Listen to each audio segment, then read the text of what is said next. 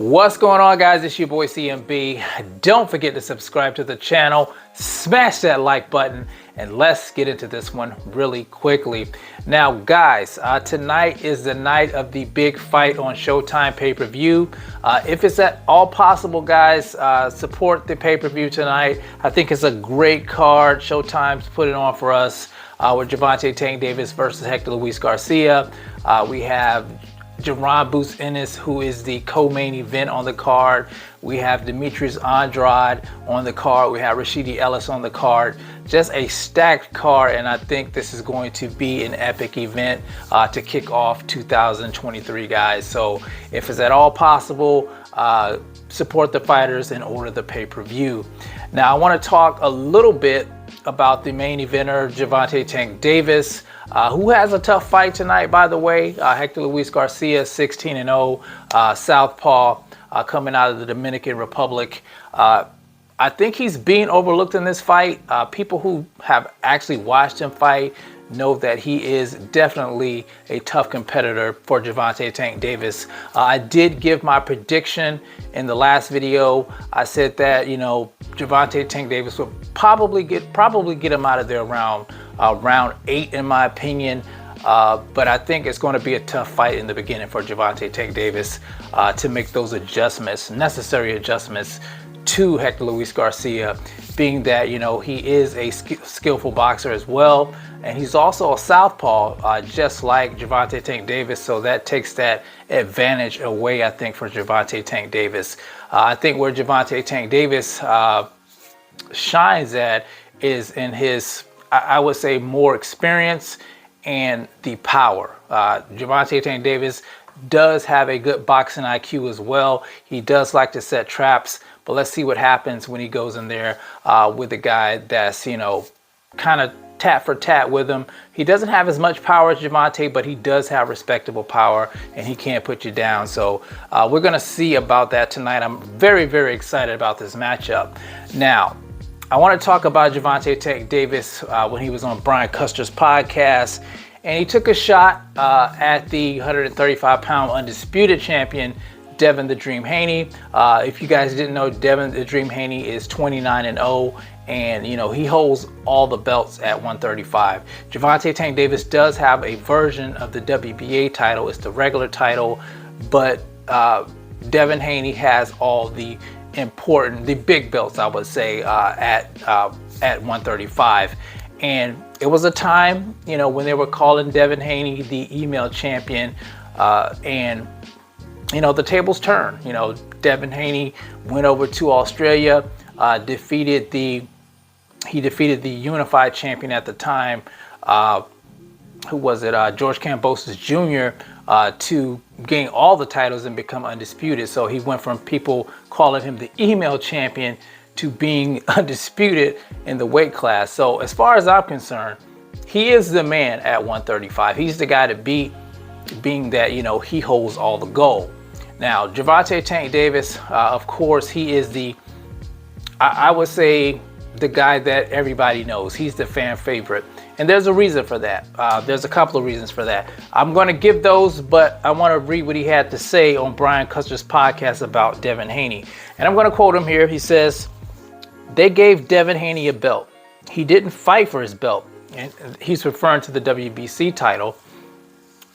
Said Gervonta Tank Davis to Brian Custer's podcast about Devin Haney receiving his WBC 135-pound title via email. "When he became undisputed, he waited for George Kambosos to win the IBF, WBA, and ring lightweight belts. When Teofimo Lopez had the belts, Devin Haney didn't challenge him, but he has all those belts, and people still don't know him. He knows who the real champion is." So that's what Gervonta Tank Davis had to say about Devin "The Dream" Haney.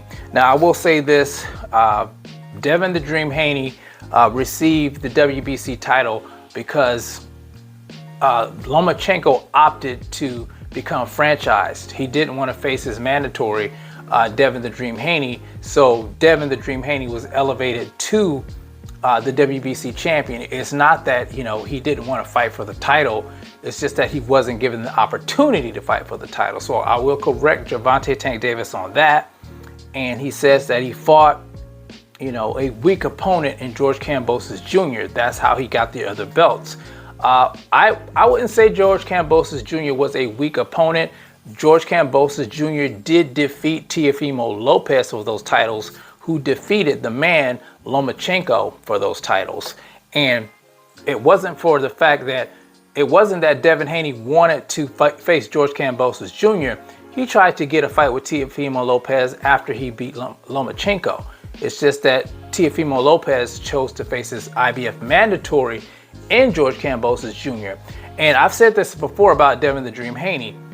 He's one of those guys, he was chasing everybody. He was trying to get fights with everybody, but he just wasn't getting an opportunity.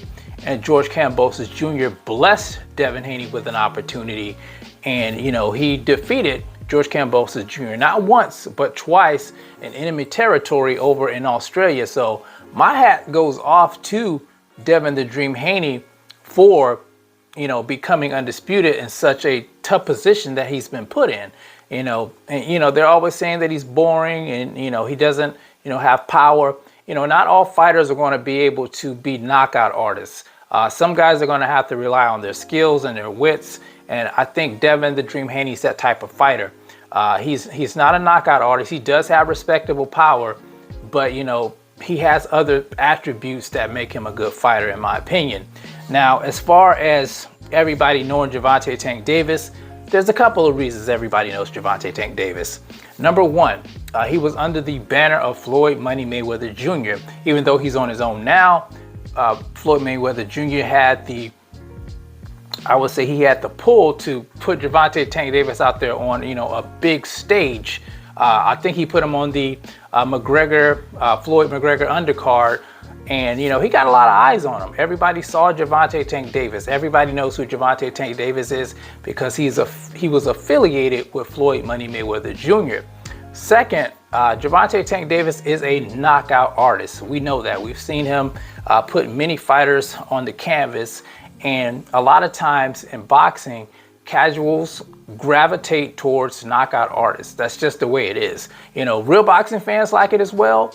But, casuals really like knockouts. They like those highlight reels. And I think that's why everybody knows Gervonta Tank Davis. He had a big machine behind him, and he's a knockout artist. And not to take nothing away from Gervonta Tank Davis, I think he's a terrific boxer. But I think people are, selling Devin Haney short. I don't think it's for the fact that, he was going after a weak champion. And people don't know him. I think he didn't have the right backing behind him. He's trying to do everything on his own.